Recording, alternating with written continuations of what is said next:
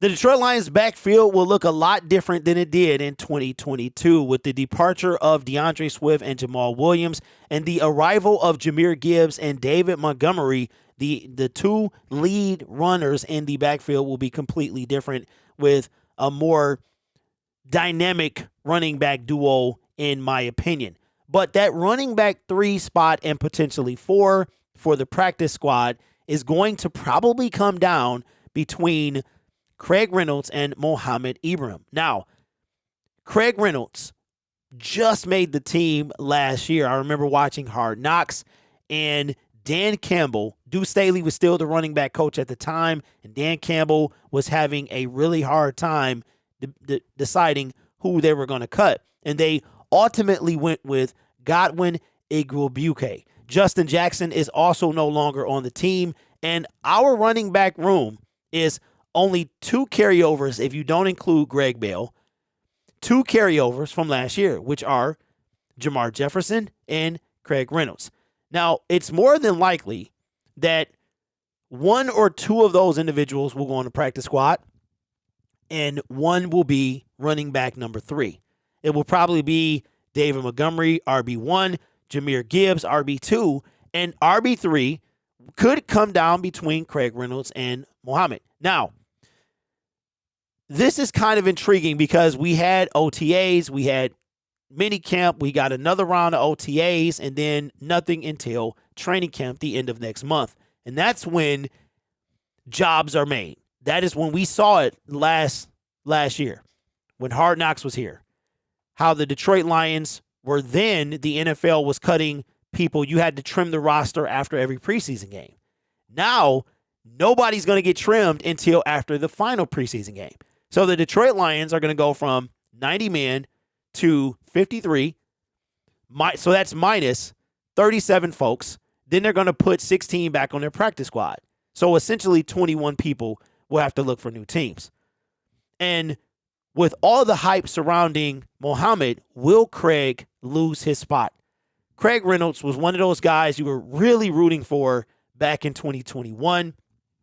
And in 2022, you didn't think it was going to be so hard for him to make the team. But he just made it. And I think Craig was the epitome and is the epitome of like the Detroit Lions. His story coming out of Kutztown, his journey to the NFL, being on several different teams before the Detroit Lions picked him up. And to make the 53-man roster was a big deal, right? But this year, he's got a lot stiffer competition. Now, we found out that Mohamed wind up turning down offers from other teams because when the undrafted free agent market happens, then teams just begin calling agents. They actually start before the draft is over. When it's looking like they might not get drafted, they start making calls to certain teams. And here's the thing about Mohamed. Not only has he been impressing in camp, but check this out. Mohamed Ibrahim turned down offers from the Cardinals, Chargers, Ravens, and others, didn't say how many, to sign with the Lions.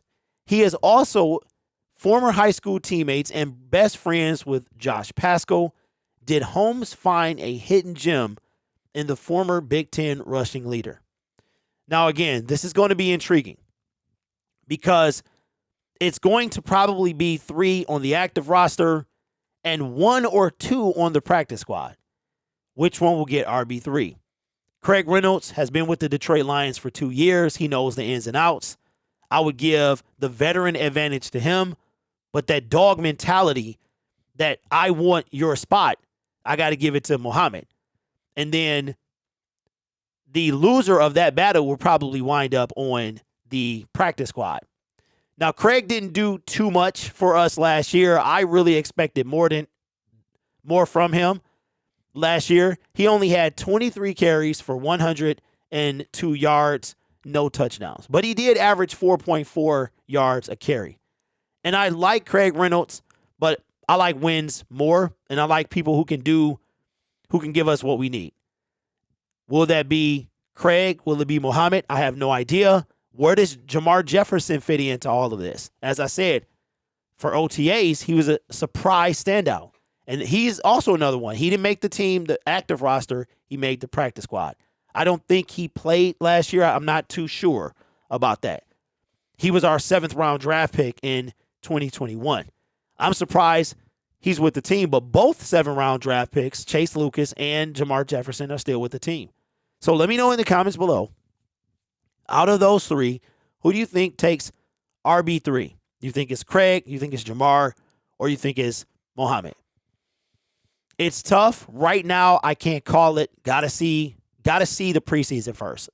Training camp will be one thing, but the preseason will really, really make separate the men from the boys. And then you have the fact that nobody's getting cut until it's all over. So 37 men will be cut, and then out of those 37, 16 will be picked back up, right? So they're going to be fighting to the bitter end. Nobody is going to know. I mean, they'll probably have a good idea, but nobody's going to know for sure. So let me know your thoughts in the comments below. Who do you think takes RB3?